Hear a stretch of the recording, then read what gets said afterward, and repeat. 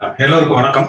இன்றைக்கு நம்ம 90வது இந்த ஜூம் கலந்துரையாடல் நிகழ்ச்சியை நம்ம நடத்திட்டோம். இதுவரை 89 நிகழ்ச்சிகளை நம்ம நடத்திருக்கோம். ஒரு நாளுக்கு முன்னதாக இப்ப சென்ற திங்கட்கிழமை அன்று தான் இந்த தேர்தல் முடிவுகள் குறித்து நம்ம பேசியிருந்தோம். அது கிட்டத்தட்ட ஆன்லைன்ல லைவ்ல 2000 பேருக்கு மேல நம்மோடு பங்கெடுத்துட்டாங்க.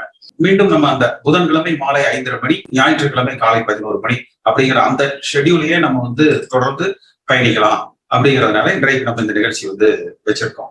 இதுல இந்த தேர்தல் முடிவுகள் குறித்து அந்தந்த பகுதிகளில் என்ன நிலவரங்கள், எப்படி அந்த வெற்றி தோல்வி, அதற்கு உண்டான காரணங்கள் என்ன அப்படிங்கறத பத்தி தான் நம்ம பேசுறோம். தமிழக தேர்தல் நான் எதிர்பார்த்த முடிவு தான் சார் வந்திருக்கு. ஏன் என்னன்னு கேட்டீங்கன்னா, இந்த 10.5 இடஒதுக்கீடு கொடுத்து ரொம்ப முற்றிலும் தவறான சார். அதை பத்தி நான் ஏற்கனவே உங்கள்கிட்ட இண்டிவிஜுவலா கூட பேசியிருக்கேன். இப்ப எல்லாருமே இங்கிட்ட சவுத்துல மோஸ்ட்லி எல்லாருமே எதிர்பார்த்தது எல்லாமே சாதாரண பாமர மக்கள் கூட அந்த 10.5 இடஒதுக்கீடு எல்லாத்தையுமே போய் சென்றுச்சு. ஏன்னா படிச்சவங்க எல்லா வீட்லயுமே படிச்சவங்க இருக்காங்க அப்படின்றதுல ஒவ்வொருத்தவங்களுமே எடுத்து சொன்ன விஷயம் தான். இப்ப நானே எங்க வீட்டுல உண்மைக்கு நான் சொன்ன விஷயம் தான் சார்.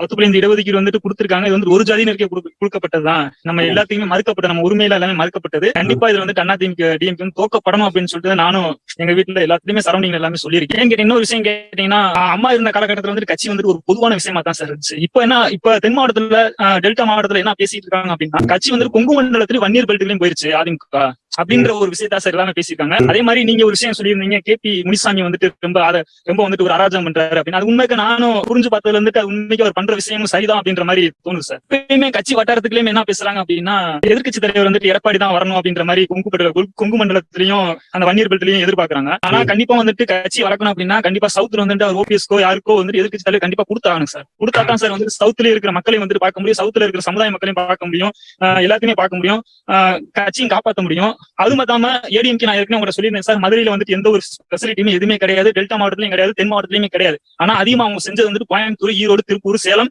வன்னியர் பெல்ட் அந்த இதுக்கெல்லாம் சார் அவங்க அதிகமாக செஞ்சிருக்காங்க. ஆனா மக்கள் முதல்வர்ன்றது பொதுப்படியா தமிழ்நாட்டுக்கு எல்லாத்துக்குமே ஒரு முதல்வர் தான். ஆனா தென் மாவட்டத்தை கண்டுக்கிறவே இல்லை, டெல்டா மாவட்டத்தை கண்டுக்கல. கொங்கு மண்டலத்துல நல்லா டெவலப் பண்ணாருங்க சார். சேலத்தை டெவலப் பண்ணாரு, ஈரோடு, கோயம்புத்தூர் இது எல்லாமே டெவலப் பண்ணிட்டாரு. அதே மாதிரி வன்னியர் பெல்ட்ல இருக்கிறவங்களுக்கு 10.5 இடஒதுக்கீடு கொடுத்து அவங்களையும் டெவலப் பண்ணிட்டாங்க. அப்ப இங்க பாதிக்கப்பட்ட மக்கள் டெல்டா மாவட்டமும் சவுத் சைடு மக்கள் தான் சார். அதனால எல்லாருமே ஒரு நிமிஷம், டெல்டா பாதுகாக்கப்பட்ட வேளாண் மண்டலம் சொல்லி அறிவிச்சார்ல, ஒண்ணுமே செய்யல அப்படின்னு சொல்லி நம்ம சொல்ல முடியும். இல்ல சார், டெல்டா பாதுகாக்கப்பட்ட கடைசி கட்டத்துல சார் எலெக்ஷனுக்காக தான் சார். இதுக்கு இந்த கஜா புயல் டெல்டா பாதுகாக்கப்பட்ட மண்டலம்ங்கிறது ரொம்ப நாளைக்கு முன்னாடி அறிவிச்சிட்டாரு. 10.5 தான் தேர்தல் அறிவிப்புக்கு 40 நிமிஷத்துக்கு முன்னாடி அறிவிச்சாரு. அது உண்மைதான் சார். இப்ப என் ஃப்ரெண்டுமே இதுல பட்டுக்கோட்டையில பேசினாங்க சார். இப்ப நிறைய நிவாரணமே சேரல அப்படின்னு சொன்னாங்க. என் ஃப்ரெண்டு சொன்னா 25 வருஷமா நாங்க கட்டி வளர்த்த முன்னாடி இருந்ததுல இப்ப தானே வந்திருக்கோம். தென்னை மரம் எல்லாம் ஒரு மாசத்துக்கு 1 லட்ச ரூபா 4 லட்ச ரூபா எங்களுக்கு வருமானம் கிடைக்குமே. இப்ப 25 வருஷத்துக்கு நாங்க பின்னாடி போயிட்டோமே இந்த கஜா புயல்னால. ஆனா சரியான எங்களுக்கு இது வரைக்கும் எந்த நிவாரணம் எதுவுமே வரலனே. அந்தந்த மாவட்டத்தில் இருக்கிற அமைச்சர்கள் தானே முன்னெடுத்து அதை செய்யணும். துணை முதலமைச்சர் என்ன பண்ணிட்டு இருந்தாரு? அவர் தானே கட்சியினுடைய ஒருங்கிணைப்பாளராக இருந்தாரு. முடியாத எடப்பாடி பழனிசாமி நான் கையெழுத்து போட மாட்டேன் அப்படின்னு சொல்லாமல எல்லா அறிவிப்புகளும் 2 பேரும் கைக்கு கொடுத்தானே வருது. நீங்க இப்ப உதயநிதி பாத்தீங்கன்னா அந்த ஒத்த செங்கல்ல கூட்டிட்டு போய் காமிச்சாரு. நீங்க பாரதிய ஜனதா கட்சியோட கூட்டணிக்கு இந்த ஓபிஎஸ் கையெழுத்து போடணும்னா அந்த எய்ம்ஸ் ஓரளவுக்காவது கட்டடம் மேல வரணும்னு சொல்லணும். டெல்டாவை சேர்ந்தவர் தானே இவர் விஜயபாஸ்கர், சுகாதார அமைச்சரு.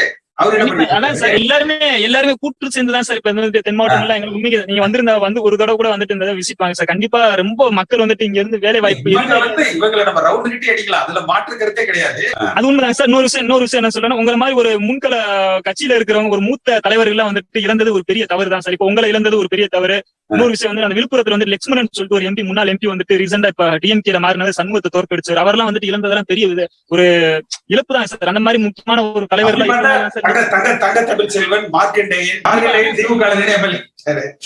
செந்தில் பாலாஜி பாருங்க சார். செந்தில் பாலாஜி ஒரு நல்ல மனிதர், எனக்கு தெரிஞ்ச ஒரு நல்ல இது வரைக்கும் யார்ட்டையும் டிடிவி இருந்து வெளியில போனாரு. அவர் யார்ட்டையும் எந்த ஒரு அவாறு சொல்ல பேச கிடையாது. ஒரு நல்ல அந்த மாதிரி தலைவர் எல்லாம் இழந்து இன்னைக்கு புடிச்சு வச்சிருந்தாங்கன்னா இன்னைக்கு ஒரு 10 சீட் 15 சீட் இன்னும் கூடுதல் இவங்களா கழுத்தை புடிச்சு வெளியே தரனாங்க. இவங்க புடிச்செல்லாம் வைக்க வேண்டாம். ஏன்னா இவங்களை பார்த்தெல்லாம் யாரும் கட்சிக்கு வரல. இவங்களால கழுத்தை பிடிச்சு வெளியே தள்ளினாங்க. இவங்க 2 பேரும் முன்ன நானா நீயான்னு வளர்றதுக்காக மத்தவங்க பழி வாங்கிட்டாங்க சார். அதுக்கு மத்தவங்களை பழி வாங்கினது அந்த கட்சியே பழி வாங்க. 2 பேர் வளர்றதுக்குன்னா கூட பரவாயில்லையே. வேலுமணி வளரணும்னா கேசி பழனிசாமி கட்சியில இருக்கக்கூடாது. சிவி சண்முகம் வளரணும்னா லட்சுமணன் கட்சியில இருக்கக்கூடாது. அங்க மார்க்கண்டேயனுக்கும் கேபி வந்தவர் ராஜுக்கும் பிரச்சனை. அது மாதிரி அந்தந்த மாவட்டத்துல இருக்கிற அமைச்சர்கள் குறுநில மன்னர்களா இருக்கணும். அதனால அதுக்கு போட்டியா யாரெல்லாம் இருக்கிறாங்களோ அவங்களையெல்லாம் வெளியில அனுப்பிச்சிடலாங்கிறதான தப்பா இருக்கு. செந்தில் காரைக்குடி கொடுத்துட்டு எங்க மாவட்டத்துல இருக்கிற அமைச்சர் கொடுத்துருந்தா இன்னைக்கு சிவகங்கை மாவட்டத்துல 2 சீட் எடுத்திருக்கலாம் சார். அது வந்து ஒரு சீட் தான் எடுத்திருக்காங்க. இப்ப சிவகங்கை மாவட்டத்துல சிவகங்கை சட்டமன்றம் ஒரே ஒரு சீட் தான் எடுத்திருக்காங்க. அதே மாதிரி மானாமதுரை சட்டமன்றம் வந்து என்னைக்குமே வந்து ஏடிஎம்கே பெல்ட் தான் சார். அந்த ஏடிஎம்கே பெல்ட்ல எப்படி விட்டாங்க, இடைத்தேர்தல் எடுத்தாங்க, எல்லாத்திலுமே எடுத்தாங்க. ஏடிஎம்கே தான் இருந்துச்சுன்னா நீங்க எப்படி டிஎம் கிட்ட கொடுத்தாங்கன்றது தெரியல. அந்த அளவுக்கு வந்துட்டு வேலைப்பாடு வந்து குறைஞ்சிருச்சு சார். எல்லாரையும் மக்கள் வந்துட்டு இந்த 10.5 முக்கியமான ஒரு விஷயமே அந்த 10.5 தான் சார். உசிலம்பட்டியில இருக்கிற மக்கள் வந்து டிஎன்சி கேட்டுக்கிட்டே இருந்தாங்க சார். டிஎன்சி கேட்டதுக்கு வந்து எந்த ஒரு ரெஸ்பான்ஸ் எதுவுமே பண்ணலாங்க சார். இப்ப அவங்களுக்கு டிஎன்சி கொடுத்திருந்தாங்கன்னா அங்கிட்டு இருக்க மக்கள் வந்துட்டு ஒரு ஆதரவு போட்டு கூட ஏடிஎம்கே வந்து வாக்கு சேர்த்திருப்பாங்க சார். ரெண்டாவது விஷயம், சவுத்துல சுத்தமா மதுரையில வந்து பாத்தீங்கன்னா ரோடு வசதி எதுவுமே ஒரு மேம்பாலங்கமா எதுவுமே இல்ல சார். டிராபிக் அதிகமா இருக்கு. ஒரு வளர்ந்த சிட்டி தமிழ்நாட்டுல வந்து 2வது ஒரு மாநகராட்சின்ற போது ரொம்ப வெளியில இருந்து மந்திரிகள் என்ன பண்ணாங்கன்னு கேக்குறேன். எடப்பாடி பழனிசாமி எந்த அளவுக்கு குற்றவாளியோ அதுக்கு சற்றும் குறைவில்லாத குற்றவாளி ஓ பன்னீர்செல்வம். அம்மா அவர்கள் வந்து அதாவது முதல் முறை ஓபிஎஸ் வந்து அமைச்சரா இருந்த பொழுது அம்மா இருக்கிற காலகட்டங்கள்ல எந்த ஃபைலா இருந்தாலும் அம்மாட்ட கேட்டு அதுக்கப்புறம் தான் வந்து கையெழுத்து போடுவார். அம்மா வந்து அந்த மறைப்பதற்கு முன்பாக மருத்துவமனையில இருக்கிற பொழுதே ஓபிஎஸ் வந்து அந்த முதலமைச்சர் போர்ட்போலியோல இருக்கிற காலகட்டத்திலேயே பாரதிய ஜனதா கட்சி சொன்ன பல ஃபைல்கள்ல கையெழுத்து போட்டிருக்காரு. அம்மா அவர்கள் நிறுத்தி வைத்திருந்த மறுத்து வைத்திருந்த பல திட்டங்களுக்கு ஓபிஎஸ் வந்து கையெழுத்து வந்து போட்டிருக்காரு. அப்ப அப்படின்னு சொல்லி என்கிட்ட ஒரு வழக்கறிஞர் ஒருவர் வந்து டீட்டெயில் எடுத்துட்டு சொன்னார். அப்ப நான் அவர்கிட்ட திருப்பி நான் கேட்டேன், அப்ப அம்மா வந்து அந்த மருத்துவமனையிலிருந்து மீண்டும் திரும்ப வரமாட்டார் அப்படிங்கிறது ஓபிஎஸ் வந்து தெரிஞ்சிருக்கா? அப்ப ஒரு பக்கம் அம்மா மரணத்துல மர்மம் அப்படிங்கிறாங்க, இன்னொரு பக்கம் வந்து அம்மா வந்து இறப்பதற்கு முன்பாகவே பல ஃபைல்கள்ல ஓபிஎஸ் கையெழுத்து போட்டிருக்காரு அப்படின்னு சொல்லி சொல்றாங்க. இதெல்லாம் எந்த அளவுக்கு முன்னுக்கு பின் முரண்பாடா இருக்கு அப்படின்னு சொல்லி தெரியுது. இதைத்தான் நான் சொன்னேன், பாரதிய ஜனதா கட்சி இல்லாம நம்ம வந்து செயல்படணும், தேவைப்பட்டால் பாராளுமன்றத்துல நம்ம பாரதிய ஜனதா கட்சியை எதிர்த்து செயல்படணும்னு சொல்லி சொன்னேன். எப்ப 2018 மார்ச் 16ஆம் தேதி சொன்னேன். சொல்லி சில மணி நேரங்கள்ல நான் நீக்கப்பட்டேன். அதுல ஓ பன்னீர்செல்வமும் கையெழுத்து போட்டிருக்காரு. குடிமரத்து மரமத்து பணின்றது ஒரு நல்ல திட்டம் தான் சார், நான் வரவேற்கிறேன். அந்த திட்டத்துல வந்துட்டு நானும் ஒரு 4 மாவட்டம் போயிட்டு வந்திருக்கேன் சார். அந்த 4 மாவட்டத்துல இருக்கிற கம்மாயில ஃபுல்லா சேலம் அப்படின்ற ஒரு பேர் இல்லாம இருக்காதுங்க சார். ஏன் சார் இப்போ தென் மாவட்டத்துல வந்துட்டு கான்ட்ராக்ட் காரங்க இல்லையா, ராமநாதபுரத்துல கான்ட்ராக்ட் காரங்க இல்லையா சார், டெல்டால கான்ட்ராக்ட் காரங்க இல்லையா, அந்த எல்லாமே கொங்கு மண்டலத்துல தான் சார் போகுது. அந்த எல்லா ஊர்லயுமே வந்துட்டு அந்த இடத்துல வந்துட்டு சேலம் அப்படின்றது வந்துட்டு ஒரு பேர் கண்டிப்பா இருக்குங்க சார். யாரு கமிஷன் நிறைய கொடுக்குறாங்களோ, யாரு முன்பணமா நிறைய கொடுக்குறாங்களோ அவங்களுக்கு கான்ட்ராக்ட் கொடுத்தாங்க. சண்முகனுடைய சொந்த ஊர்ல நாங்க அவரு தோற்றதுக்கு முழுக்க காரணமே இந்த பாமக கட்சி சேர்த்ததால தானே முழுக்க தோற்றதுக்கு முழு காரணமே. ராமதாஸே உண்மையில பண்ணி தோக்கடிச்சிட்டாரு அப்படிங்கிறாங்க, உண்மையா? அதுல எந்த மாற்று கருத்துமே கிடையாது. அப்புறம் ஏன் சண்முகம் வந்து பாமக கூட்டணிக்கு ஒத்துக்கிறாரு?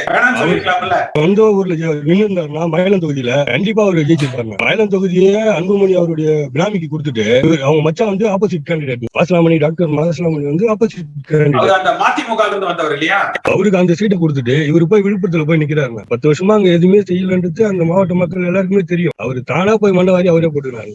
அத மச்சான ஜெயிக்க வைக்கிறதுக்காக அந்த தொகுதி இவர் விட்டு கொடுத்துட்டாரு. ஆமாண்ணா மச்சான் ஜெயிச்சாரா இல்லையா? மச்சானும் தோத்துட்டாரு, அவரும் தோத்துட்டாரு. பேசாம இவர் அதே தொகுதியிலே நின்று இருக்கலாம்ல. சொந்த ஊர்னாரு. நீங்க கட்சியில எல்லாம் மச்சான் எல்லாம் பார்க்க கூடாது, அவங்களும் ஜெயிக்கிற வழி முதல்ல பாக்கணும். அம்மா இருக்கும்போதே அதே மச்சானுக்காக அந்த சீட்டை இவரு பணம் கொடுத்து அவரை ஜெயிக்க வச்சாரலாம். மாசலாமணியா இவரு நிக்க வச்சு இவரு ஜெயிக்க வச்சு இவரு விழுப்புரத்துல போய் நின்றாரு. அம்மாவே கூட்டு அவரை வான் பண்ணாங்க. மறுபடியும் அதே தப்ப இப்ப பண்ணி இப்ப இவரும் கேட்டாரு, அவரும் கேட்டாரு.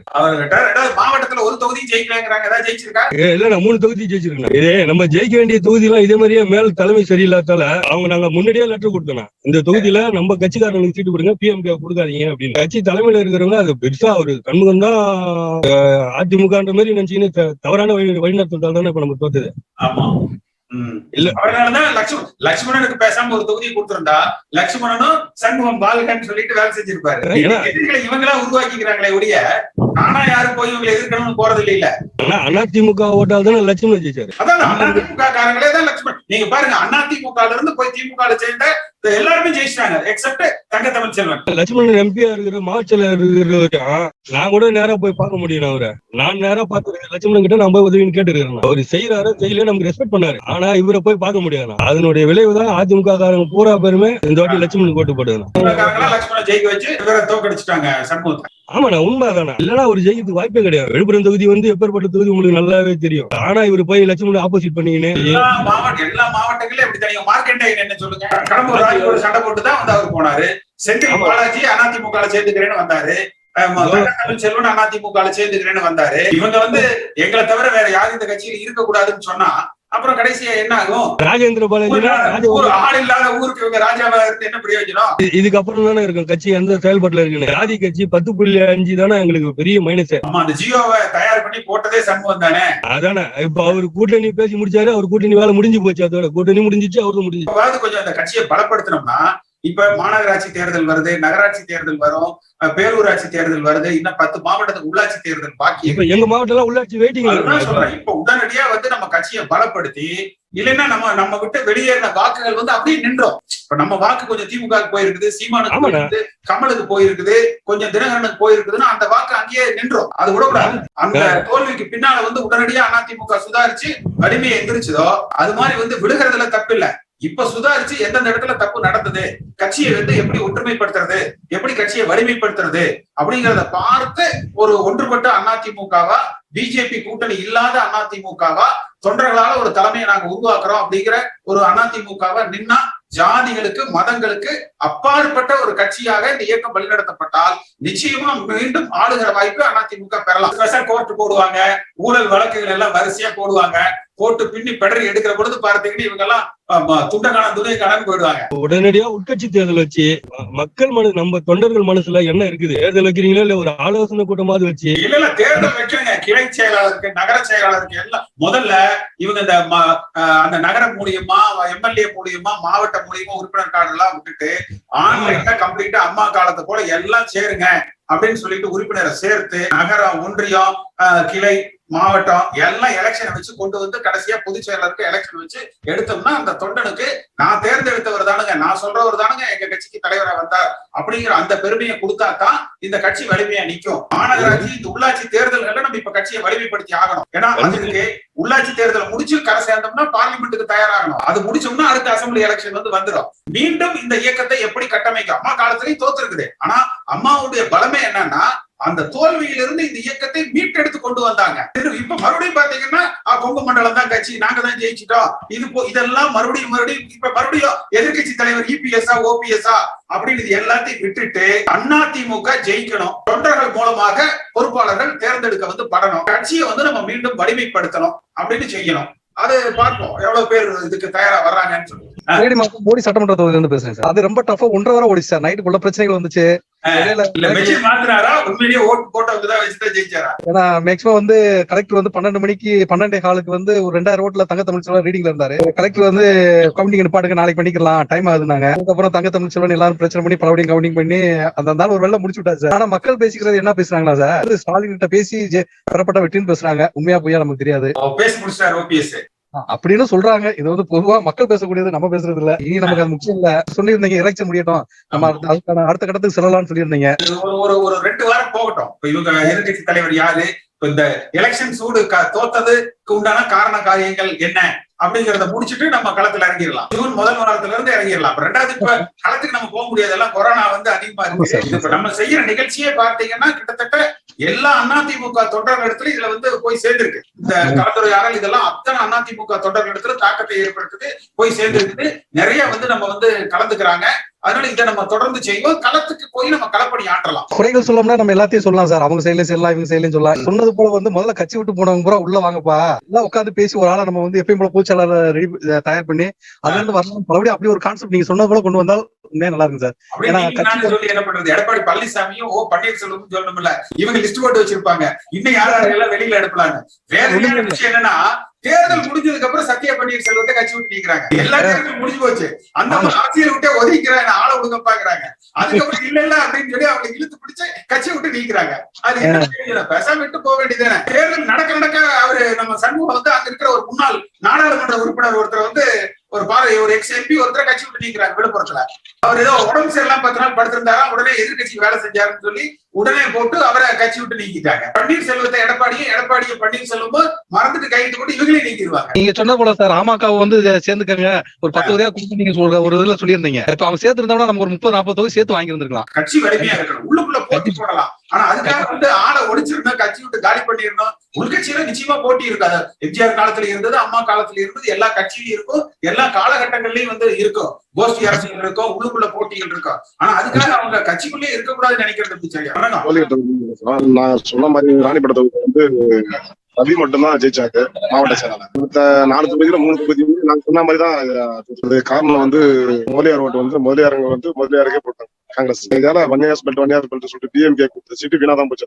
ஜெயிச்ச மாதிரி இல்ல. ஜாதிய தாக்கம் வந்து அதிகமாயிடுச்சு இந்த தேர்தல்ல. 5% வந்து வன்னியாஸ் பொதுக்குறோம் சொன்னதுதான் முதலியாருக்கு வந்து என்ன பண்ணாங்க, எல்லாமே முதலியார் காங்கிரஸ் வேட்பாளருக்கு போட்டாங்க. பிஜேபி கூட்டணி இருந்தாங்க. இது அப்புறம் இஸ்லாமியர் சொன்ன மாதிரி இஸ்லாமியருக்கும் போட மாட்டாங்க, ஆயத்தப்பட்ட யாரும் போட்டதா ஓட்டு கிடையாது. நானும் வந்து பூத் உள்ளதான் கவுண்டிங் தான் உள்ளதான். ஒவ்வொரு சுற்றுக்கும் பாத்தீங்கன்னா 2000 3000 வாக்கு வித்தியாசம் தான் நீங்க போதா தவிர அப்படி ஜெயிக்கிறதுக்கு எந்த ஒரு அறிகுறியும் தான். அதனால இதுக்கப்புறம் ஒருங்கிணைந்த அதிமுக ஆனா மட்டுமே உள்ளாட்சி தேர்தலையும் சரி, மேற்கொண்டு நடக்கிற எந்த ஒரு தேர்தலையும் சரி, ஒருங்கிணைந்த அதிமுக ஆனா மட்டுமே வெற்றி பெற முடியும். தவிர சிபிஎஸ் இரட்டை தலைமை வச்சு ஒன்றும் பண்ண முடியும். இதுக்கப்புறம் வந்து தொண்டர்கள் தான் வந்து கட்சி விட்டு கட்சி தாவாங்கள தவிர நிர்வாகிங்க தொண்டர்கள் அவங்களை பார்த்துட்டு தான் சும்மா தான் இருக்க தவிர. அது நான் ஐயப்ப பேசுறேன் சார். கடலூர் நீங்க ஒன்றுபட்ட அதிமுக கொண்டு வரணும் சார். நீங்க எம்பி சம்பத் ஐயப்ப இருந்தால அதிமுக அவர் மூலியமா 2 பேரும் ஜெயிச்சார் சார். அவரையும் அவருக்கு அந்த லட்சுமணன் போல இவரு நிக்கிறார் சார். அவர் வந்து இவங்க டிஎம்கே அவர் ஜெயிச்சார் சார். இவங்க சென்னை இங்க கடலூர் மாவட்டத்துல ரெண்டு பேரே சார் ஜெயிச்சாங்க. இடம்பரம் ஒண்ணு போனாங்க, யாருக்கும் போயிட்டாங்க. இவங்களுக்கு ஒண்ணு போட்டு வச்சுக்கின்னு எல்லாமே இது பண்ணாங்க சார். வந்து ஒன்றுபட்ட அதிமுக கொண்டு வாங்க சார். எல்லாரையும் கூட்டு நம்ம சொன்னோம்ல, ஒன்றுபட்ட அதிமுக பாரதிய ஜனதா கட்சி இல்லாத தேர்ந்தெடுக்கப்படுகிற ஜாதி மதங்களுக்கு அப்பாற்பட்ட கட்சியாக இந்த விளங்கணும். இவ்வளவுதான். இந்த கட்சி விளங்கும். இவங்க வந்து ஆள் இல்லாத ஊருக்கு ராஜா. இன்னைக்கு கடலூர்ல இன்னைக்கு 2 முறை அம்மாவுக்கு போய் கேட்டாங்க சார். அவங்க ஐயப்ப சொல்ற எம்எல்ஏ செல்வ கூட நல்லா இருக்காங்க. என்ன பிரச்சனை தெரியல, அவர் வெளியிட்டாங்க. அவர் ஏற்கனவே 10,000 ஓட்டு விட்டு 5,000 ஓட்டு விட்டாரு. இங்க விட்டு போட்டேன் கடலூர்ல. பாண்டிச்சேரியில வந்து நான் இது வரைக்கும் தலைவர் ஆட்சி அமைச்சதுல இது வரைக்கும் எந்த ஒரு எம்எல்ஏ கூட இல்லாம இல்லைங்க. ஆனா அப்படிப்பட்ட ஒரு அதிமுகவை இந்த தடவை வந்து ஒரு போட்டா போட்டுட்டு அழிச்சிட்டாங்க. முதல்ல அதிமுக ஆட்சிக்கு வந்தது பாண்டிச்சேரியில தான். 72 தான் நம்ம கட்சி தொடங்கின உடனேயுமே 74 நம்ம ஆட்சி அமைச்சது. முதல்ல ஆட்சி அமைச்சது வந்து பாண்டிச்சேரியில தான். வந்து ஒரு எம்எல்ஏக்கள் கூட இல்லாம கட்சிக்கு 3 விழா பண்ணி வச்சிருக்கிறது இப்ப பாண்டிச்சேரியில தான் பண்ணிருக்காங்க. இது வந்து மொத்தம் வந்து ஏற்கனவே 4 எம்எல்ஏ இருந்தாங்கண்ணே. 4 அசனா, ஐயாபுரி மணிகண்டன், பாஸ்கரன், அன்பழகன். இவங்க 4 பேரும் என்ன பண்ணாங்கன்னா, இவங்க ஓம் சக்தி சேகர் வரக்கூடாதுன்ற ஒரே காரணத்துக்காக அவர் வந்து 2011 இருந்து இன்னைய வரைக்கும் அவரோட சொந்த காசு செலவு பண்ணி தொகுதியை தக்க வச்சிருந்தார். 2 தடவை ஒரு தடவை சிஎம் எடுத்து போட்டிட்டாரு. அப்படி இருந்தும் அவரை தூக்கி என்ன பண்ணிட்டாங்க, கொண்டு போய் ஒர்லம்பேட்டில போட்டாங்க. ஒர்லம்பேட்டில போட்டு இப்ப கெபாசிட்டி வாங்காத அளவுக்கு பண்ணிட்டாங்க.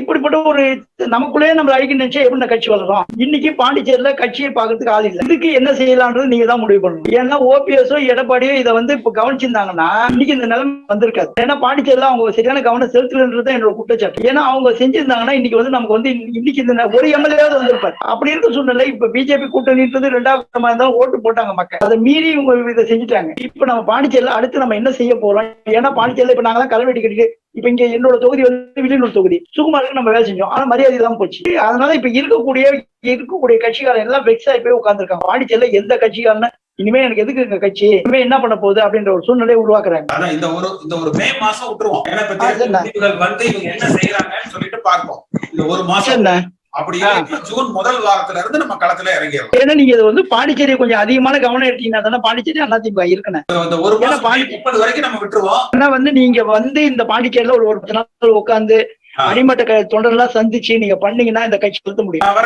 பாண்டிச்சேரி ஜூன் மாசத்துல நான் வர அவசியம். சார், நான் திருவாரூர் தொகுதியில இருந்து பேசுறேன் சார். எங்க ராமநாதபுரம் மாவட்டத்துல பாத்தீங்கன்னா 4 தொகுதியுமே டிஎம்கே போயிருச்சு. மனநிலை கிட்டத்தட்ட இந்த ஆட்சி நீங்க இந்த ரிசல்ட்டே பாத்திருப்பீங்க. 38 தொகுதியில வெறும் 6 தொகுதிக்குள்ளதான் ஏடிஎம்கே 66 ஓட்டு எடுத்திருக்கு, 66 தொகுதி எடுத்திருக்கு. இது வந்து வட்டார கட்சி மாதிரி ஆயிருச்சு. பார்க்கும்போது எலெக்ஷன் முடிஞ்சு 3 நாட்கள் திருப்பி ஓபிஎஸ் இபிஎஸ் பிரச்சனை வருது. யார் எதிர்கட்சி தலைவர் ஒரு நாங்க என்ன நினைக்கிறோம்னா, முதல்ல ஓபிஎஸ் வேணாம் இபிஎஸ் வேணாம். நீங்க சொன்ன மாதிரி சட்டமன்ற உறுப்பினர்களை கூட்டி அதுல யாராச்சும் எதிர்கட்சி தலைவரை வந்துட்டு போட்டு முதல் இவங்க 2 பேர் இருந்தாங்கன்னா சண்டை வந்துகிட்டே இருக்கு.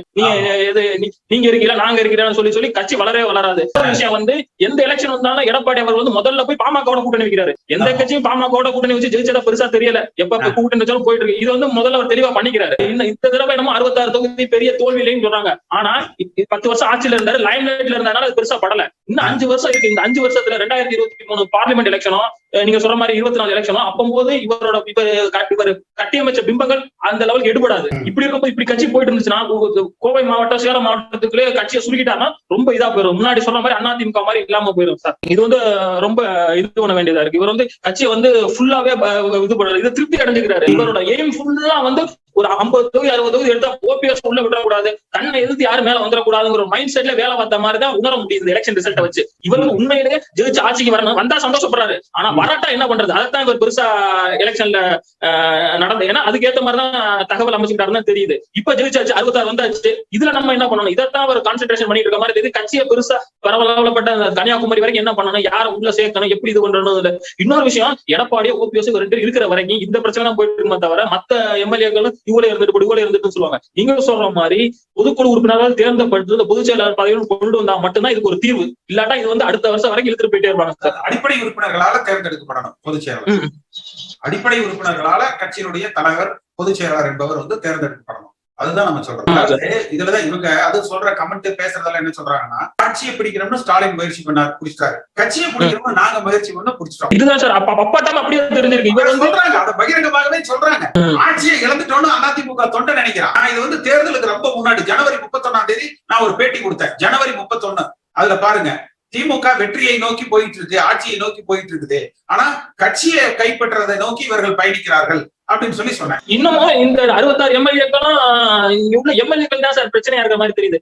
ஓபிஎஸ் இபிஎஸ் இத இந்த மனநிலையை கொண்டுட்டு வர இந்த 2 பேரா தான் இருக்கு. எத்தனை உறுப்பினர்கள் இருக்காங்க, கடைகோடி வரைக்கும் இருக்காங்க. இவங்க சார் தேர்ந்தெடுக்கணும். இவங்க அந்த ஜெயிச்ச எம்எல்ஏக்களே தனக்கு பதவி சுகம் வர்றதுனால இப்படி பண்ணிட்டு இருக்கும்போது வந்து ஒரு நல்ல போக்கு மாதிரி தெரியல சார். மாவட்டம் ராமநாதபுரம் தொகுதியில மண்டப ஒன்றியம் சார். மண்டப ஒன்றியத்துல சுமார் 1 லட்சம் ஓட்டு கிட்ட இருக்கு சார். அதாவது மண்டப ஒன்றியங்கிறது காலங்காலமா அதிமுகவோட ஒன்றியம் சார். அதிமுக காரவோ என்ன பண்றாங்கன்னா, இந்த இடத்துல தங்க மறைக்காருக்கு மறந்த பிறகு யாருமே ஒன்றிய செயலாளர் போடல.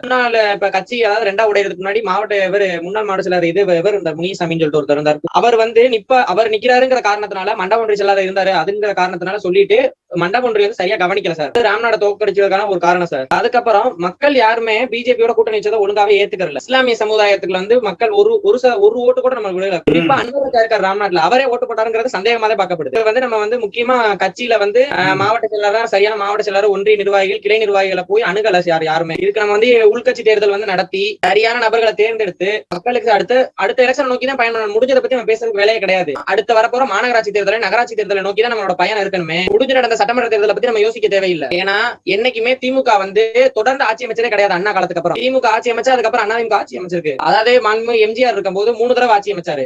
அம்மா இருக்கும்போது தொடர்ந்து 2 தடவை ஆட்சி அமைச்சாங்க.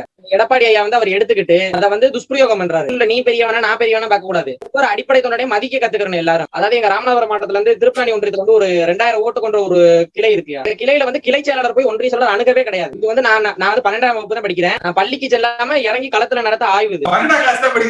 12ஆம் வகுப்பு தான் படிக்கிறேன். எங்க அப்பா வந்து முன்னாடி அதிமுக இருந்தா. எங்க அப்பா வந்து 15 வயசுல இருந்து அதிமுக இருந்தாப்ல. 2003ல ஒரு சின்ன கருத்து வேறுபாடுனால விலகிட்டாப்ல. அதுக்கப்புறம் எலெக்ஷன்ல நின்றாப்ல, உள்ளாட்சி தேர்தல நின்றாப்ல, ஒரு தடவை மெம்பர் ஆனாப்ல எங்க அம்மா. அதுக்கப்புறம் எங்க அம்மா மாவட்ட கவுன்சிலர் அதிமுக இருந்த முனிசாமிங்கிறவர் வந்து வேணுக்குன்னு சொல்லி இது பண்ணி விளக்குனால தோக்கடிக்கப்பட்டாங்க எங்க அம்மா. இப்ப வந்து அவர் 6000 ஓட்டு கூட வாங்கல. நான் சொன்னேன் அவங்கள்ட்ட, நல்லா தயாராகுப்பா, அப்பதான் 17 வயசு, உனக்கு ஒரு 25-26 வயசு ஆகிய பிடிச்சிடலாம் சார், எம்எல்ஏ பிடிச்சிடலாம். ஆசை இல்ல சார், மக்களுக்கு நல்லா சேவை செய்யணும் சார் எல்லாருமே. ஏன் ஆசைப்படக்கூடாது சொல்லு? நீ ஆசைப்படாம வேற யாருக்கு அந்த உரிமை இருக்கு சொல்லு? 17 வயசு 14 வயசு கட்சிக்கு கருத்து சொல்ற, அப்புறம் உனக்கு வேற என்ன தகுதி வேணும் சொல்லு? நான் பின்பாடி பேசுறேன் சார் எல்லாத்தையும். சோசியல் மீடியால கொஞ்சம் நல்லா ஆக்டிவேட் பண்ணப்பா. நம்ம இந்த ஜூம் இதெல்லாம் எல்லாத்துக்கும் எடுத்து ஷேர் பண்ணி கொஞ்சம் நல்லா சோசியல் மீடியால ஆக்டிவேட் பண்ணுங்க. +2ல கொஞ்சம் நல்லா படிச்சு கொஞ்சம் அடுத்த இதுக்கு படிப்பு விட்டுறாரு. நம்ம சித்தப்பா தான் இளைஞர்கள இருக்காப்ல, அவர் வந்து கொஞ்சம் நல்லா ரீச் ஆன ஆளு. அவருக்கு சீட்டு கேட்டா நாங்க வந்து ஆனா குடுக்கல. அன்வர் ராஜா கொஞ்சம் இது பண்ணாப்ல. 13 வயசுல இருந்து கட்சியில நல்லா தீவிரமா வச்சுட்டு இருக்கேன் சார். இப்ப 25 வயசு ஆகுது சார். சார் நான் சார்ல இருந்து பேசுறேன் சார், தாரமங்கலம் சார். நீங்க மறுபடியும் கட்சி உள்ள வந்து களப்பணி ஆட்டுனா கட்சி முன்னாடி வரும்னு நினைக்கிறேன் சார். இவங்க தான் என்னை கட்சி விட்டு நீக்கிட்டேங்கிறாங்க. பல பேர் ஏதோ நான் கட்சியில சண்டை போட்டு போயிட்டேன்னு நினைக்கிறாங்க. அதெல்லாம் இல்ல. பாரதிய ஜனதா கட்சியை எதிர்த்து நம்ம செயல்படணும் அப்படின்னு சொல்லி ஒரு டிவியில விவாத பேட்டியில 2018ல நான் சொல்றேன். சொல்லி சில மணி நேரத்துல என்ன கட்சி விட்டு நீக்கிட்டேன் அப்படின்னு சொல்லி சொல்றாங்க. திருப்பி என்ன நீக்கிறதுனால உங்களுக்கு அதிகாரமே கிடையாதுன்னு சொல்லிட்டேன். அது திரும்ப பாத்தீங்கன்னா நாடாளுமன்ற தேர்தல் நடக்கிற பொழுது உங்களை சேர்த்திட்டோம்னே வாங்க தலைமைச் செயலகத்துக்கு வாங்க. போய் பார்த்தேன். எல்லாம் 9 மந்திரி நின்று எல்லாம் போட்டோ எல்லாம் எடுத்துட்டு வந்த உடனே திருப்பி அடுத்த நாள் எடப்பாடி பழனிசாமி சொல்லிட்டாரு, சேர்த்திட்டோம் நாங்க அறிவிச்சுமா அப்படின்னு சொல்லி சொன்னாரு. அப்புறம் இந்த தொண்டர்களாலதான் இந்த கட்சிக்கு தலைமை தேர்ந்தெடுக்கப்படணும்னு சொன்னேன். அதை வாபஸ் வாங்கணும்னு சொல்லி என் மேல கேஸ் போட்டு கைதெல்லாம் வந்து பண்ணாங்க. சோ இது எல்லாத்தையும் தாண்டி புரட்சி தலைவர் எம்ஜிஆர் அவர்களால இப்ப இந்த பையன் ஒரு இருக்காரு பாருங்க, 12ஆம் கிளாஸ் படிக்கிறாருல, அது மாதிரி நானெல்லாம் 72ல ஸ்கூல்ல படிக்கிறது இருந்து அதிமுக, 22 வயசுல இளைஞரணி செயலாளர், 24 வயசுல வந்து எம்எல்ஏ. அப்படி எம்ஜிஆர் அவர்களோடு பழகி வந்ததுனால வந்து எனக்கு அப்புறமே இவங்க இந்த கட்சிக்கு வந்தாங்க. அதனால நீ யார் என்ன நீக்கிறதுக்கு நான் என்னைக்கு அதிமுகன்னு சொல்லிட்டு இந்த கட்சியை பலப்படுத்தணுங்கிறதுக்கு தான் நம்ம செய்யறோம். இப்ப இந்த ஓராண்டு காலத்துல நம்ம சாதனைன்னு பாத்தீங்கன்னா அதிமுக தொண்டர்கள் தலைமை என்ன முடிவெடுத்தாலும் ஒரு முணுமுணுப்பு கூட இல்லாம அப்படியே ஏத்துப்பாங்க. பல லட்சம் பேர் பார்க்கிற மாதிரி பல ஆயிரம் பேரை இந்த தளத்துல கொண்டு வந்து நம்ம பேச வச்சிருக்கிறோம். இந்த தொகுதியில இப்படி இருக்கே, இந்த ஒன்றியத்துல இப்படி இருக்கே, இங்க கட்சி நிலவரம் இப்படி இருக்கே அப்படின்னு சொல்லிட்டு ஒரு நிகழ்ச்சியில 25 பேர் பேசுறாங்க. அப்ப இன்னைக்கு வந்து ஒரு நிகழ்ச்சியை குறைஞ்சபட்சம் 1,00,000 பேர் வந்து பார்க்கிறாங்க. இன்னைக்கு வந்து நம்ம வந்து இன்னைக்கு 90வது நிகழ்ச்சி போட்டு பாருங்க, எவ்வளவு அதிமுக தொண்டர்களுக்கு இந்த நிகழ்ச்சி எல்லாருமே பார்த்திருக்காங்க. எல்லாருமே வந்து ஆர்வமா வர்றாங்க. எனக்கு எல்லாருமே சொல்றது, இன்னும் ஒரு வருஷம் இதை அப்படியே நீங்க தொடர்ந்து நடத்துங்க. எல்லா அதிமுக தொண்டர்களும் வந்து கிளீனா ரொம்ப தெளிவா உள்கட்சி ஜனநாயகத்தை நிலைநிறுத்த வேண்டும் அப்படிங்கிற கோரிக்கையில ஒண்ணு சேர்ந்துருவாங்க. அந்த ஒற்றை புள்ளியை நோக்கி வந்து வருவாங்கிறாங்க. அப்ப நாம என்றைக்கும் அதிமுக தான். நம்முடைய கோரிக்கைகள் அப்படிங்கிறது 4 ஒன்றுபட்ட அதிமுக. ஒன்றுபட்டானா அது சசிகலாவை சொல்றோம்னு அல்ல, எல்லா மட்டம். இப்ப பாருங்க, அந்த தம்பி +2 படிக்கிற பையன் சொன்னாரு பாருங்க, அங்கங்க ஒன்றிய அளவுல, நகர அளவுல, கிளை அளவுல புறக்கணிக்கப்பட்டிருக்கிறவங்களை எல்லாம் ஒருங்கிணைந்த ஒன்றுபட்ட அதிமுக. பாரதிய ஜனதா கட்சி இல்லாத ஒரு கூட்டணி, சாதி மதத்திற்கு அப்பாற்பட்ட கட்சி, தேர்ந்தெடுக்கப்படுகிற தலைமை. இந்த 4 விஷயத்தை நம்ம செஞ்சோம்னால நிச்சயமா எத்தனை தேர்தல் வந்தாலும் நம்ம ஜெயிக்கலாம். அதை நோக்கி நம்ம செய்வோம். 4 வாரம் இவங்களுக்கு 4 வாரம் நம்ம டைம் கொடுப்போம். இந்த மே மாசம் ஜூன் மாதத்துல வந்து களப்பணியில இறங்கலாம்னு சொன்னீங்க. எந்த மாதிரி இருக்குங்க ஜூன் மாசம் இந்த கொரோனா தாக்கம் எந்த அளவுக்கு குறையுதுங்கிறத வச்சுட்டு அதுக்கப்புறம் நம்ம பண்ணுவோம். எல்லாம் நான் வர்ற எல்லா ஊர்களுக்கும் எல்லா தொகுதிகளுக்கும் நம்ம வந்து பயணிக்கலாம். தேர்தல் வந்தா தான் போகணும்னு எல்லாம் ஒண்ணும் கிடையாது. இப்ப இருந்து நம்ம ஒர்க் பண்ணோம்னா உள்ளாட்சி தேர்தல்கள் வருது, நாடாளுமன்ற தேர்தல் வருது, அடுத்த சட்டமன்ற தேர்தல். இதுல வந்து இந்த 3 நம்ம கட்சியை பலப்படுத்தி மீண்டும் அதிமுகவை ஆளுகிற கட்சியாக நம்ம கொண்டு வந்தோம். நான் கள்ளக்குறிச்சி மாவட்டத்துல பேசுறேன் சார். இல்லைங்க சார், கள்ளக்குறிச்சி மாவட்டத்துல வந்து ஏடிஎம்கே தோத்து போனதுக்கு இங்க இருக்கிற மாவட்ட செயலர் தான் சார் காரணம். குமரகுரு நாசமாகிட்டார் சார். 80 கோடி ரூபாய் செலவு பண்ணாரு அவரு. அவரு கிடையாது, என்னத்துக்கு செலவு பண்ணாரு? ஒண்ணு இல்லைங்க சார், நீ எதுக்கு சார் செலவு பண்றீங்க? ஜெயிக்கிறவனு போட. நீ இப்ப அதுல வந்து நான் தான் மாவட்ட செயலா இருக்கணும், நான் தான் அமைச்சரா இருக்கணும், ஏன் இங்க வளர்ந்துடக்கூடாது அப்படின்னு சொல்லிட்டு சங்கராபுரத்துல வந்து அந்த மோகன் இருந்தாரு.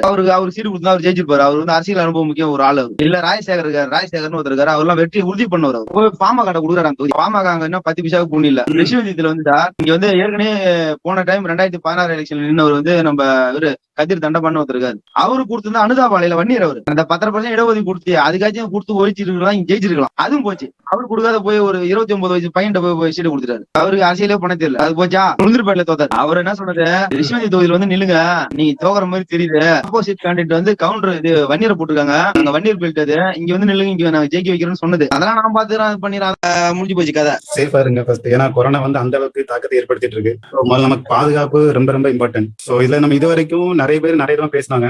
சோ எல்லாமே ஒரு சந்தோஷமான விஷயமாவும் இருக்கு, கொஞ்சம் ஹாப்பியாவும் இருக்கு. ஆனா ஒரு சின்ன பையன், அதாவது 12th படிக்கிற பையனுக்கு நம்ம கழகத்தின் மீது இந்த ஒரு ஈடுபாடு இருக்குது ரொம்ப ஆச்சரியமாவும் இருக்கு, கொஞ்சம் அதிர்ச்சியாவும் இருக்கு, நல்ல சந்தோஷமாவும் இருக்கு. இது என்னன்னா, இதுல ஒரு சங்கடமான விஷயம் என்னன்னா, அந்த ஏடிஎம்கேல வந்து உறுப்பினராக எதுவுமே கிடையாது. எம்ஜிஆரின் மீது கொண்ட அதீத பாசம், அம்மாவின் மீது கொண்ட ஒரு ஈடுபாடு. அதாவது என்னோட வாழ்க்கையில வந்து யாரு எடுத்துக்காட்ட எடுத்து போனா அம்மா தான் எடுத்துக்கிட்டு அவங்களுடைய ஒவ்வொரு விஷயத்தையும் நம்ம மனசுல வச்சுதான் வேலை பார்த்துட்டு இருக்கோம், வாழ்ந்துட்டு இருக்கேன் இன்ன வரைக்கும். ஏன்னா அவங்களோட அந்த குணம், போராட்ட குணம் எல்லாமே அந்த மாதிரி ஒவ்வொரு விஷயங்களும் இப்ப எல்லாருமே வந்து முடிஞ்ச விஷயத்தையே பேசிட்டு இருக்காங்க. சோ என்ன வாட் எவர் மேபி ஏதோ நடக்குது, அவங்க 2 பேர் இருந்து ஏதோ பண்ணிட்டு இருக்காங்க. இதெல்லாம் இது எல்லாமே ஓவர் கம் பண்ணி கொண்டு வர முடியும்னு ஒரு நம்பிக்கை இருக்கா? அப்படிப்பட்ட கட்சியை இன்னைக்கு வந்துட்டு இவங்களோட 2 பேரோட சுயலாபத்திற்காக அலமானம் மட்டும் வச்சது இல்லாம எந்த அளவுக்கு அசிங்கப்படுத்தணுமோ அந்த அளவுக்கு கொண்டு போயிட்டாங்க. அது எந்த அளவுக்கு வேதனை இருக்குன்னு அதாவது சொல்ல முடியாது. நீங்க சொன்ன மாதிரி அந்த கட்சியிலே வேலை பார்த்து அந்த நீங்க சொன்ன ஒவ்வொரு அடிப்படை உறுப்பினர் இருந்து வளர்ந்து வர ஒவ்வொருத்தருக்கும் அந்த வேதனை வழியும் தெரியும். அப்படிப்பட்ட இந்த கட்சியை எப்படி நம்ம எடுத்து கொண்டு போய் அடுத்த லெவலுக்கு இப்ப ரீச் பண்ண முடியும்? ஏன்னா இப்ப இருக்கிற கண்டிஷனை பாத்தீங்கன்னா ஐ ஹோப் எல்லாமே ரொம்ப பத்தடிக்கான சிச்சுவேஷன்ல இருக்காங்க. சோ யாரையும் பேர் கூப்பிடவோ இல்ல வாங்க கட்சியை இணைக்கலாம் இல்ல உறுப்பினர்களை தேர்ந்தெடுக்க முடியுமா அப்படின்னா யாருமே அக்செப்ட் பண்ண மாட்டாங்க. ஏன்னா அந்த அளவு மாத்தி வச்சிருக்காங்க. உள்ளூர்ல ஒவ்வொருத்தருமே ஒரு கூட்டம் வந்து ஓபிஎஸோட அணி, இன்னொரு பக்கம் வந்து இபிஎஸ் அணி, இவங்க அவங்களோட ஆதரவாளர்கள், இவங்களோட ஆதரவாளர்கள் அப்படின்ற மாதிரி ஒரு மிகப்பெரிய கான்ஸ்டியூஷன் உருவாக்கி வச்சிருக்காங்க. அந்த அளவுக்கு ஒரு குழப்பமான சிச்சுவேஷன் இருக்கும்போது இது எல்லாத்தையும் ஓவர் கம் பண்ணி நம்ம எப்படி அங்கிருந்து மீட்டு கொண்டு வர முடியும்? உங்களோட மீட்டிங் ஜாயின் பண்ண நினைச்சேன், பட் அன்பார்ச்சுனேட்லி முடியல. ஏன்னா கொஞ்சம் நான் ஒரு பேங்க்ல தனியார் நிறுவனத்துல வேலை பார்த்திருக்கேன், தனியார் பேங்க்ல. அதனால நிறைய விஷயம் அட்டன் பண்ண முடியல. இந்த வாட்டி எப்படியாவது அட்டன் பண்ணணும்னா இப்போ எனக்கு இருந்த ஆபீஸ் மீட்டிங் கூட போஸ்ட்போன் பண்ணிட்டு உங்கள்ட்ட ஜாயின் பண்ணி பேசிட்டு இருக்கேன். ஏன்னா எனக்கு நம்ம நண்பர் ஒருத்தர் இருக்காரு. நண்பர்னா முன்னாடி ரிட்டையர்ட் ஏசிபி ராஜாராமன் சொல்லிட்டு நிறைய பேர் பார்த்திருப்பீங்க, விவாதங்கள்ல பங்கேற்று இருப்பாரு ராஜாராமன் சொல்லிட்டு ஓய்வு அதிகாரி. அவர் மூலமா எம்ஜிஆரோட நிறைய விஷயங்கள் நான் வந்து கேட்டிருக்கேன், தினம் கேட்டுட்டு இருக்கேன். அந்த குரூப்ல இருந்தா உங்களோட இதுக்கு நான் ஜாயின் பண்ணேன். நான் சென்னையில இருக்கனால அடிக்கடி நம்ம ராமபுரம் தோட்டத்துக்கு போய் ஒவ்வொரு வாட்டியும் போய் அவருடைய எம்ஜிஆரோட பிறந்தநாள் அன்னைக்கு மாலை போட்டு வந்துருவோம், நானும் அந்த சாரும் போயிட்டு. என்ன வருத்தம்னா இதே சிச்சுவேஷன் நம்ம நடந்துட்டு இருந்தோம்னா, பயணிச்சுட்டு இருந்தோம்னா, இதை எப்படி யாரு கண்ட்ரோல் பண்ணி வெளியிட்டு எடுத்து வருது? அதாவது தமிழர் பழமொழி சொல்லுவாங்க, பூனைக்கு மணி கட்டுறது யாரு? இப்ப அதுதான் கொஸ்டின் மார்க்கிங்க. கழகத்துக்குள்ள இந்த 2 பெருச்சாலைகளையும் எப்படி வெளியேற்றுறது? பெருச்சாலைன்றதை விட இந்த மாதிரி விசிக்கிரி, அதாவது எதிரியோட மன்னிச்சிடலாம், எதிரியை சமாளிச்சிடலாம், ஆனா துரோகியவன் நம்மளால சமாளிக்க முடியாது.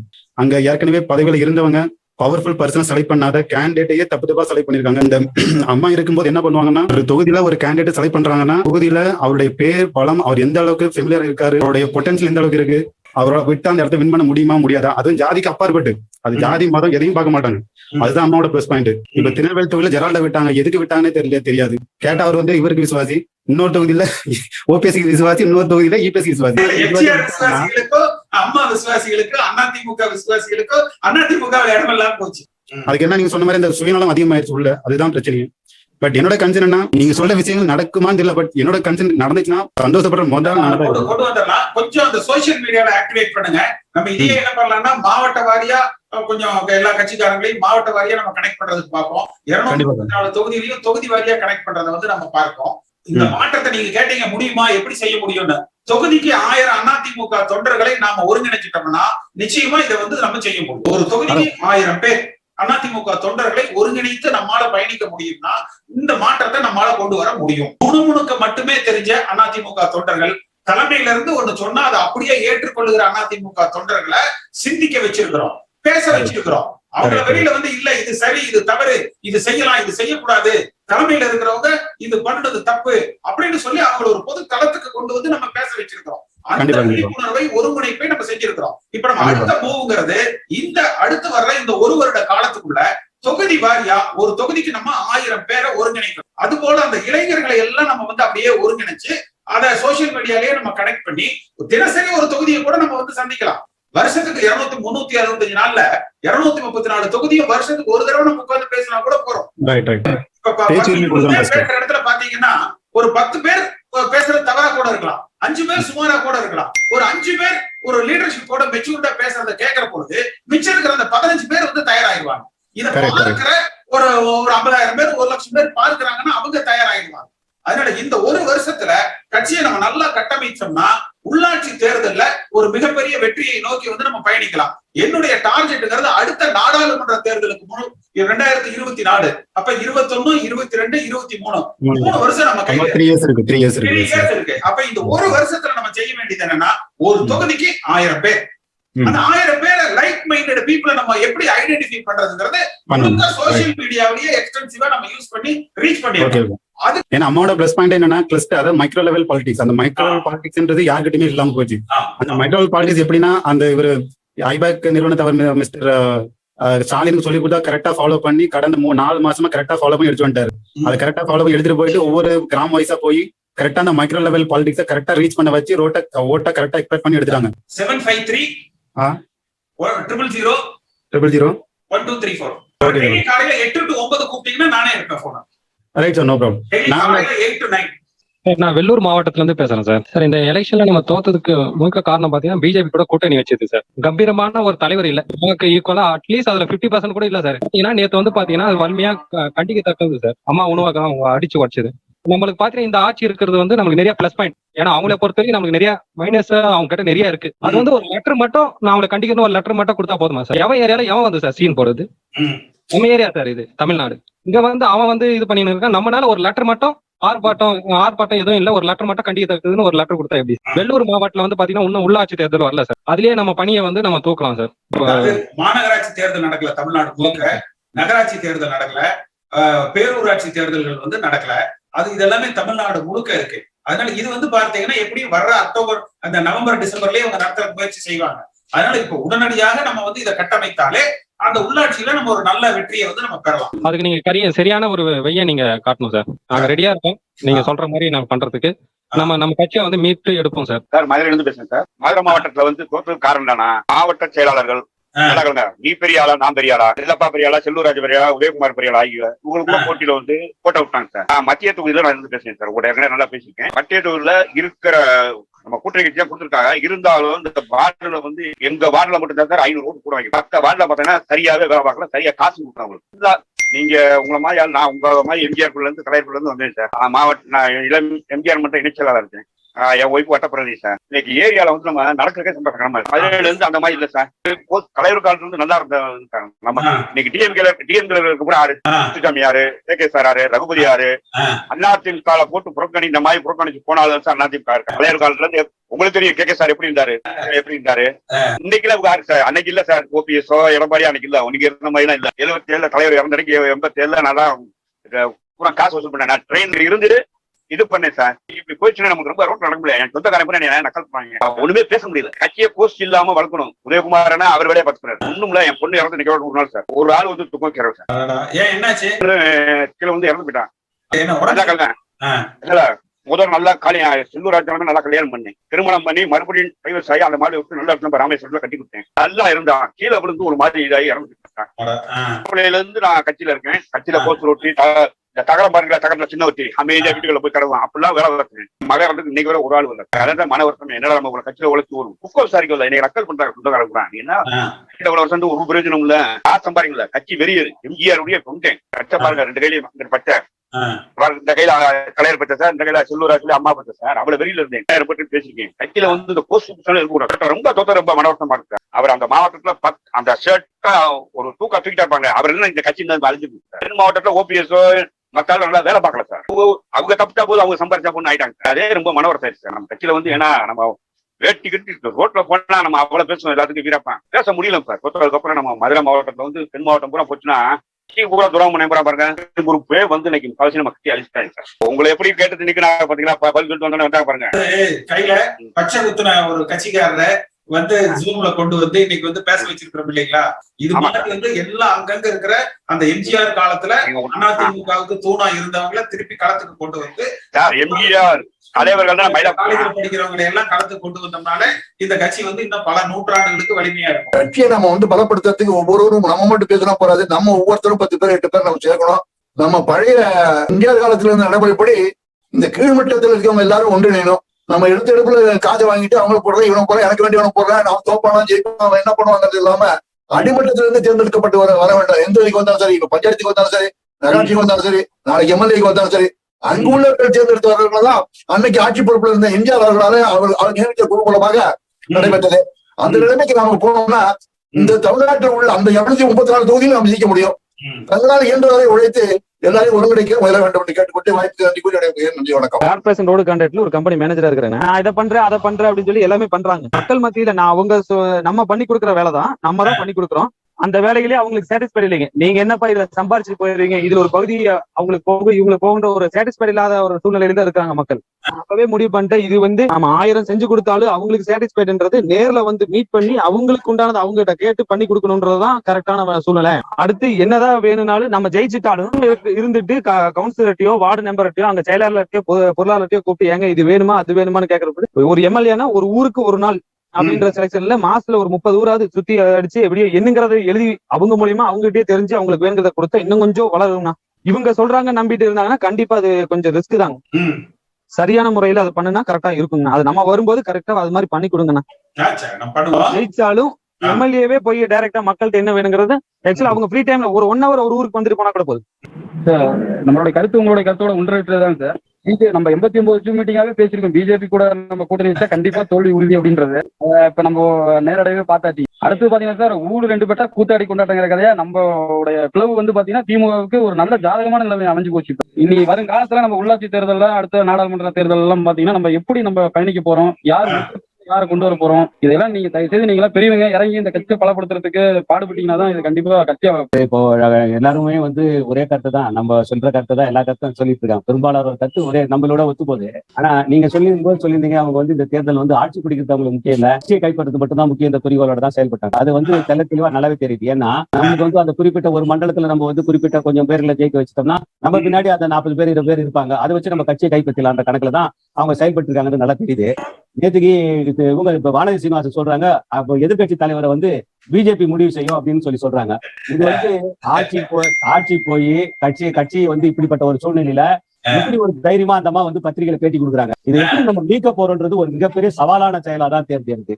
ஏன்னா 2 பேருமே இந்த கட்சியை வழி நடத்த மாட்டாங்க, அது 100% உண்மை. அதுல எந்த விதமான மாற்று கருத்து கிடையாது. ஆனா அந்த 2 பேரும் தவிர்த்துட்டு வேற ஒரு தலைமையில கட்சி வந்தா தான் இந்த கட்சி வந்து புரட்சி தலைவர் பேரையும் அம்மா பேரையும் நிலைநாட்டுறதுக்கு இந்த கட்சி இருக்கும். தொண்டர் ரெடியா இருக்கான். ஒரு ஒன்றிய செயலாளர் இல்ல பொதுக்குழு உறுப்பினர் எல்லாம் இந்த கட்சியை பத்தி நம்ம கூட பேசணும், எதிர்காலத்தை பத்தி நம்ம விவாதிக்கணும்னு சொல்லிட்டு யாருமே சொல்ல மாட்டேன்றாங்க. இதுக்கான வழின்றத எதிர்காலம் தான் தீர்மானிக்கணும். அதுக்கு நீங்க தான் இதுக்கான வழி எடுக்கணும், அந்த நடவடிக்கை எடுக்கணும். உங்க பின்னாடி நிக்கிறதுக்கு எம்ஜிஆர் பக்தர்களும் அம்மாவுடைய தொண்டர்களும் உண்மையான அதிமுக விசுவாசிகள் தொண்டர்கள் எல்லாம் சரியா இருக்கிறாங்க. ஆனா மேல்மட்டத்தில் இருக்கிற நிர்வாகிகள் மட்டும் தான் சரியில்லை. எல்லாருமே வந்து என்ன சொல்லிட்டு இருக்காங்கன்னா, எதுக்கு தேர்தல் முடிஞ்ச பிறகு இதை போட்டு பேசிட்டு இருக்கணும் அப்படின்னு. ஏன் தோத்தோங்கிறத கண்டிப்பா பேசித்தான் ஆகணும். அப்பதான் வந்து எல்லாருக்கும் புரியும் ஏன் தோத்திருக்கோம் அப்படிங்கறது. அதனால கண்டிப்பாக அதை பேசித்தான் நம்ம அடுத்த கட்டத்துக்கு போகும். குறுநில மன்னர்களாக உருவாக்கப்படக்கூடாதுங்கிறது அதிமுகவுடைய கொள்கை. அதுக்கு என்ன காரணம்? வலுவான ஒரு தலைமை இல்லாததான். சீமான் வந்து தமிழ் தேசியம் பேசி இன்னைக்கு சீமான் பேசிட்டு இருக்காரு. அதை பேசிட்டு இருக்கனால ஒரு கூட்டத்தை எதிர்த்துட்டு இருக்காரு. நம்ம இருக்க கொண்டர்களை ஈட்ட முடியாத ஆள் இல்ல. அண்ணே வந்து நீங்க ஆரம்பத்துல இருந்து கட்சியோட பிரிவினை வந்து ஒன்று சேர்க்கணும்னு எவ்வளவு பாடுபட்டீங்க. அதை வந்து யாருமே காது கொடுத்து கேட்கலாம். இன்னைக்கு இந்த வீழ்ச்சி ஆனது காரணம், நம்ம கட்சி வீழ்ச்சி அடைஞ்சது காரணம் என்னன்னா, முதல் காரணம் நீங்க சொன்ன காரணம் தான், பிஜேபியோட கூட்டணி அமைச்சதான் ஒண்ணு. அடுத்தபடி எடப்பாடி அவங்க யாரையுமே கேட்காம தான் வச்சதான் சட்டம், தான் வச்சதான் இஷ்டம்னு அவரு தாமோட மனம்போக்கிற போக்குல அவர் நடந்துகிட்டதுதான் முதல் காரணம். தேர்தல் கமிஷன் வந்து தேர்தலை அறிவிக்கிறாங்க 1/2 மணி நேரத்துக்கு முன்னாடி. ஒரு ஆளுநரோட ஒப்பந்தத்தோட ஒரு ஜாதிவாரி கணக்கெடுப்பு நடந்து கொண்டு இருக்கிற ஒரு இதை வந்து 10.5% தனிப்பட்ட ஒரு ஜாதிக்கு வந்து ஒதுக்குறாங்க. நம்ம வன்னியருக்கு எதிரானதும் கிடையாது. இப்ப நம்ம இன்னைக்கு வந்து இந்த 90வது நிகழ்ச்சியை வந்து நம்ம முடிச்சிருக்கிறோம். மீண்டும் வருகிற ஞாயிற்றுக்கிழமை காலையில 11 மணிக்கு நம்முடைய 91வது நிகழ்ச்சி வந்து இருக்கு. முடிஞ்ச வரைக்கும் நிறைய பேரை வந்து நம்ம பேச வச்சிருக்கோம். நிறைய பேர் பேசுறதுக்கு விரும்பினாலும் கூட அந்த புதுசா வந்து யாரெல்லாம் பேசுறாங்களோ அவங்க கருத்துக்களுக்கு முக்கியத்துவம் கொடுத்து நம்ம வந்து கேட்டிருக்கிறோம். நம்முடைய சாதனை அப்படிங்கிறது இந்த அதிமுக தொண்டர்களை பேச வச்சிருக்கிறோம். எது சரி எது தப்பு அப்படின்னு அவங்கள பகிரங்கமாக வெளியில வந்து சொல்ல வச்சிருக்கிறோம். நான் சொன்னது போல இந்த 3 ஆண்டு காலத்துல கடுமையாக நம்ம இந்த இயக்கத்தை கட்டமைத்து வருகிற நாடாளுமன்ற தேர்தலில் மிகப்பெரிய வெற்றியை பெறுகிற இயக்கமாக மாற்றலாம். ஒன்று. அடுத்து இப்ப வர இருக்கிற அந்த மாநகராட்சி, நகராட்சி, பேரூராட்சி 10 மாவட்டங்கள்ல நடக்கிற அந்த உள்ளாட்சி தேர்தல்களுக்கு உள்ள இந்த கட்சியை வந்து நம்ம கட்ட அமைக்கணும். அதற்கு ஒரு அதிகப்படியான இந்த கொரோனா காலகட்டமா இருக்கிறதுனால இந்த மே மாசம் முழுக்க நம்ம எவ்வளவு இந்த தொண்டர்கள் இடத்துல நம்ம வந்து நம்ம செய்திகளை கொண்டு போய் சேர்த்த முடியுமோ. நிறைய இளைஞர்கள் ஐடி ஃபீல்டுல இருக்கிறவங்க, ஸ்கூல் ஸ்டூடெண்ட், காலேஜ் ஸ்டூடெண்ட் இதுல இருக்கீங்க. எல்லாம் சோசியல் மீடியாவை எக்ஸ்டென்சிவா யூஸ் பண்ணி கொண்டு போய் எல்லார்ட்டையும் வந்து சேர்த்துங்க. இது கிட்டத்தட்ட தமிழ்நாடு முழுக்க எல்லோருக்குமே வந்து இந்த நம்முடைய அந்த நிகழ்ச்சிங்கிறது வந்து அந்த தாக்கத்தை உண்டாக்கி இருக்குது. அவங்க இதுல வந்து தங்கள் கருத்துக்களை பதிவு செய்யணும் அப்படின்னு சொல்லி நினைக்கிறாங்க. நிறைய பேர் வந்து வர்றாங்க. இந்த நிகழ்ச்சியை நம்ம தொடர்ந்து கொண்டு போவோம். நிச்சயமாக இந்த 4 குறிக்கோளை நோக்கி தான் நம்ம பயணிக்கிறோம். ஒன்றுபட்ட அதிமுக, பாரதிய ஜனதா கட்சி இல்லாத வந்து கூட்டணி, தொண்டர்களால தேர்ந்தெடுக்கப்படுகிற தலைமை, ஜாதிய மதவாதங்களுக்கு அப்பாற்பட்ட இயக்கமாக புரட்சி தலைவர் எம்ஜிஆர் அவர்களும் அம்மா காலத்தில் இந்த இயக்கம் எப்படி செயல்பட்டதோ அந்த வழியில நாம தொடர்ந்து பயணிப்போம். இந்த நிகழ்ச்சியில கலந்து கொண்ட உங்கள் அத்தனை பேருக்கும் என்னுடைய நன்றி. இந்த காணொலியை காணும் தமிழ் உள்ளங்களுக்கு ஒரு அன்பான வேண்டுகோள். சேனலை சப்ஸ்கிரைப் பண்ணிட்டீங்களா? பண்ணலனா மறக்காம சப்ஸ்கிரைப் பண்ணுங்க. சப்ஸ்கிரைப் பட்டனையும் பெல் ஐக்கனையும் உடனடியாக கிளிக் பண்ணுங்க. உங்கள் அன்பும் ஆதரவும் என்றைக்கும் எங்களுக்கு தேவை. நன்றி.